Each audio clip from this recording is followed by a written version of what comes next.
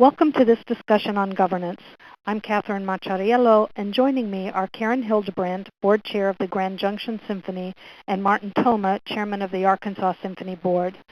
The Grand Junction and Arkansas Symphonies received the League of American Orchestras MetLife Governance Grants for Board Development.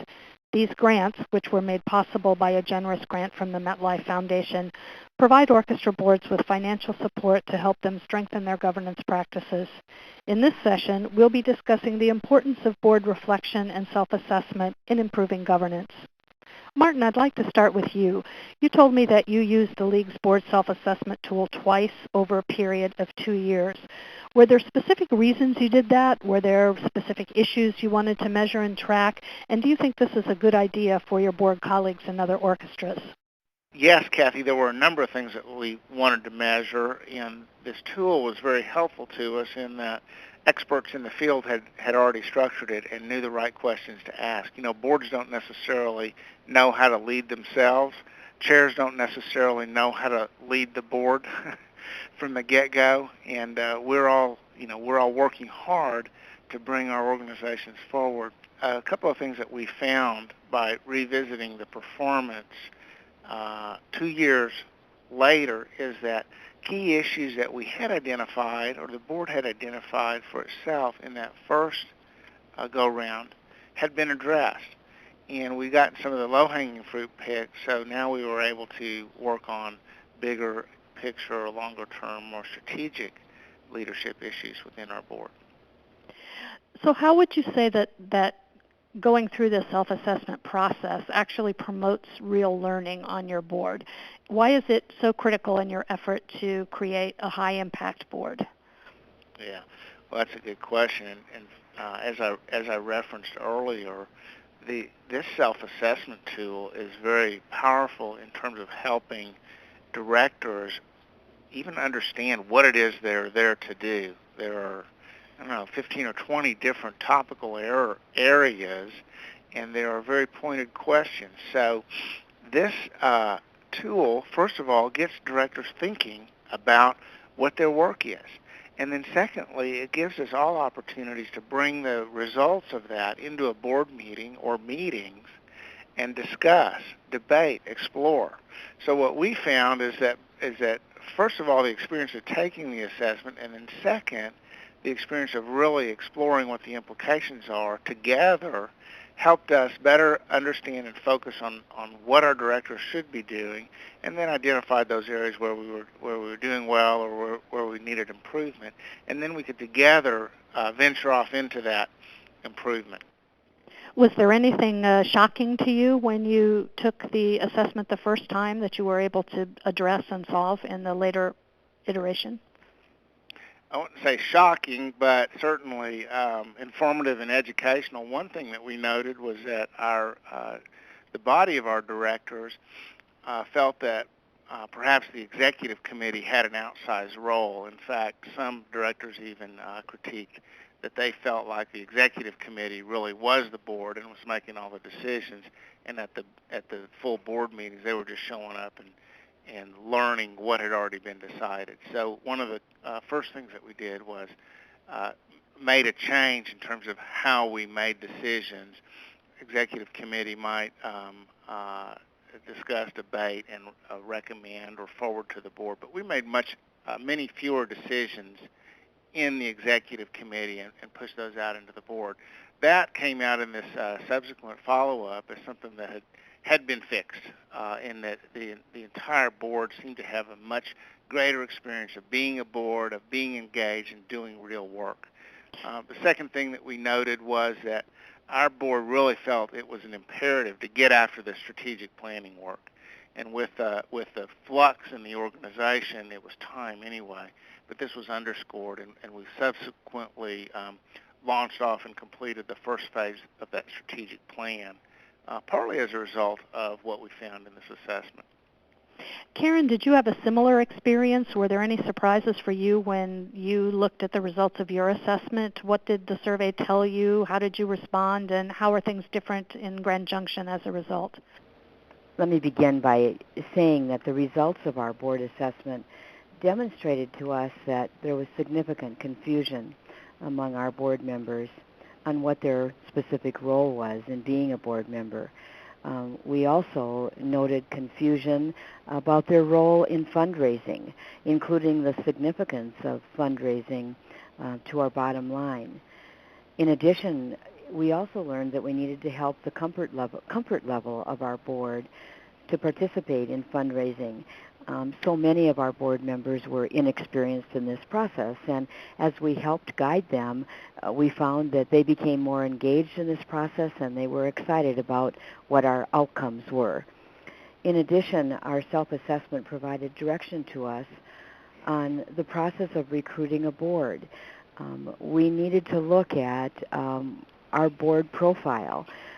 For example, we said there were a number of occupations and professions that weren't represented that really would represent our community at large. So we looked at our board profile and included bankers, a second CPA, a realtor, social worker.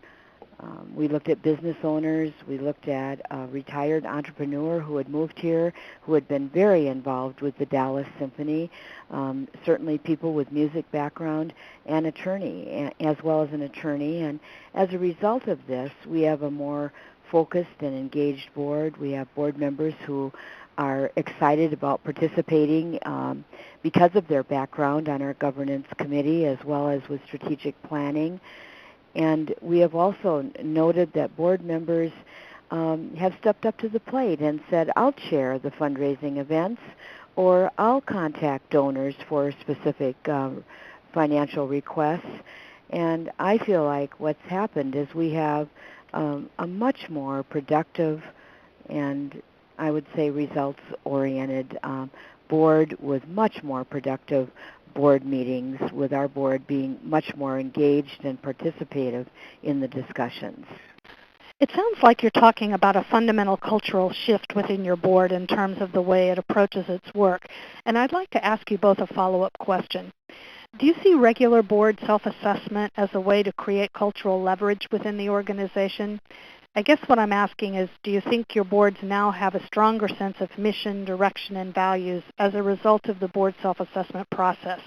Is there a closer synergy, for example, in the organization between what the board is doing and what the organization aspires to be? I think there's no question, and I think this is a tool that is probably worth visiting periodically for a couple of reasons. One, it's useful to track trends. You know, if you do this once, you get a snapshot. If you do it several times, you might see some directional signals that you want to pay attention to. At the end of the day, it's all subjective. In this tool, we are evaluating ourselves and our own experience on the board and our own board. So there's not an external objective measure here. So Turnlock can be really helpful.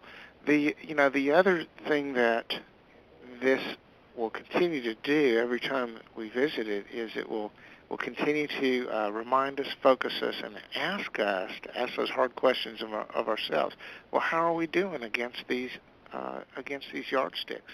How are we performing against the model of, as Christina said, a high-performing board? We don't necessarily show up in a board fully equipped, knowledgeable about what being a director on a nonprofit entails, and ready to perform at 100%. We all have to learn. And this kind of continual reassessment and then discussion is something that I believe can catalyze that kind of learning that makes us better and better as we go on. And Karen, what about you? Do you feel that your directors have a better sense of the orchestra's direction and mission because they look more carefully at their own role in advancing that mission? I do. In the past, we've done more reporting rather than engaging the board in important topics like Martin suggested. So we have the consent agenda, but we then move into topics that are key for us to discuss. Many of our board members have been members of boards that are not working boards, and so we've had to help them understand that our board is very engaged and very involved in committees and so on. And I think that they have seen, even though we are relatively new in completing the survey, that we are focusing on a more productive board, a more energized board, a more high-performing board. And I've just felt like our meetings are more fun, more involved, and people leave the meetings feeling like they have participated. I think that's very exciting, and this tool has really provided the direction for us to do that. So if we begin to think now about your colleagues around the country, let's think about how this experience transfers to them. Martin, you mentioned in another conversation that you believe passionately that self-assessment is the most important work a board should be doing. If the two of you were to counsel your colleagues on how to use the self-assessment tool, what would you tell them? Yeah, Kathy, I do think that the work of self-assessment is very important work for a board to do, because at the end of the day, the board is the bedrock foundation of any one of these orchestras, any nonprofit organization. And if we don't look carefully and honestly at how we're performing as a board, then we're not really serving our organization. We are not going to help our organization get better, stronger, more fiscally fit, more vibrant, more relevant in its community if we as a board aren't constantly improving our game.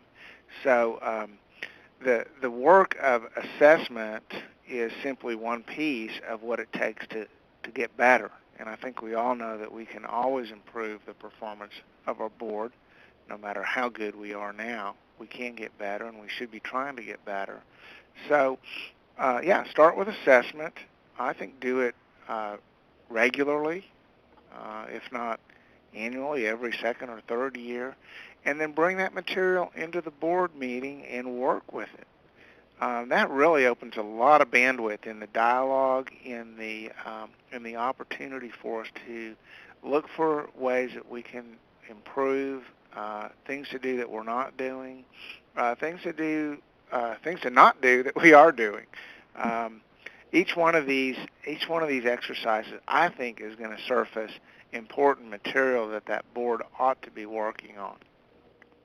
That's great. Karen, I'm going to give you the last word.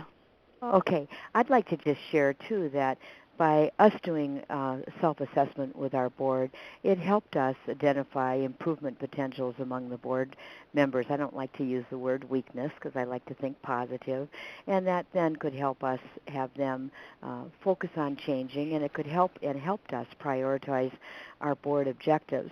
I'd like to also share that I feel like this process has resulted in a more engaged, participative board.